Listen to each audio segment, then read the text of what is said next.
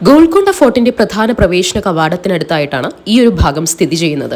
മേൽക്കൂരയുടെ കൃത്യം നടുവിലായി നിന്ന് കൈയടിച്ചു കഴിഞ്ഞാൽ ശബ്ദ തരംഗങ്ങൾ പ്രതിഫലിച്ച് 1 കിലോമീറ്റർ മുകളിലുള്ള രാജാവിന്റെ കൊട്ടാരത്തിൽ പോലും വളരെ കൃത്യമായി കേൾക്കാൻ സാധിക്കും. കുത്തബ് ഷാഹി രാജാക്കന്മാരുടെ കാലഘട്ടത്തിൽ സൈന്യത്തിലേക്ക് ആളുകളെ എടുക്കുമ്പോൾ ശാരീരിക ശേഷി അളക്കുവാൻ ഉപയോഗിച്ചിരുന്ന 100 കിലോഗ്രാമിലധികം ഭാരമുള്ള ഇരുമ്പ് കട്ടയാണിത്. ഇതാണ് ഓഫീസ് ഓഫ് ദ മിനിസ്റ്റർ. കോടതിയായിട്ടും ഉപയോഗിച്ചിട്ടുണ്ടായിരുന്നു. ഈ കാണുന്ന സുഷിരങ്ങളിലാണ് കേർട്ടനുകൾ തൂക്കിയിട്ടിരുന്നത്.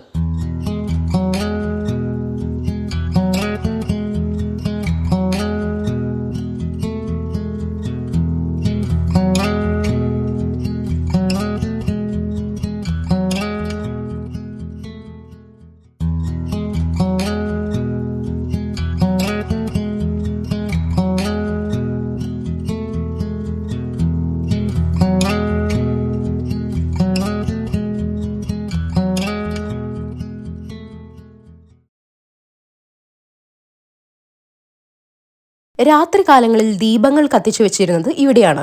നർത്തകിമാർ ഇവിടെയാണ് താമസിച്ചിരുന്നത്. കുളിക്കാൻ ആവശ്യമായ വെള്ളം ശേഖരിച്ചിരുന്നത് ഇവിടെയാണ്. അന്നത്തെ ടോയ്ലറ്റാണ് ഈ കാണുന്നത്. ഇനി നമ്മൾ കാണാൻ പോകുന്നത് രാജാവും രാജ്ഞിയും താമസിച്ചിരുന്ന സ്ഥലമാണ്. അന്നത്തെ കാലത്ത് ഈ ഒരു കോട്ടയ്ക്കുള്ളിൽ ഹിന്ദുക്കളും മുസ്ലിങ്ങളും എല്ലാവരും ജാതിമത ഭേദമന്യേ ഒരുമിച്ച് സന്തോഷത്തോടെ താമസിച്ചിരുന്നു എന്നാണ് അറിഞ്ഞത്. രാജാവിനുള്ള ആരാധനാലയവും അടുത്തു തന്നെയാണുള്ളത്. ഇനി നമ്മൾ കാണാൻ പോകുന്നത് ദർബാർ ഹാളാണ്. ദർബാർ ഹാളിന്റെ അടിയിലൂടെ ചാർമിനാറിലേക്ക് ഒരു ടണലുണ്ട്. ഇവിടുത്തെ രാജ്ഞി മേക്കപ്പ് ചെയ്തിരുന്ന സ്ഥലമാണ് ഇപ്പോൾ കാണുന്നത്. ഈ സ്ഥലം സംരക്ഷിക്കുവാനായി ഇപ്പോൾ ഗ്രില്ല് ഇട്ടിരിക്കുകയാണ്. ഇവിടെ എത്തിയിരുന്ന VIP-കൾ താമസിച്ചിരുന്ന സ്ഥലമാണിത്.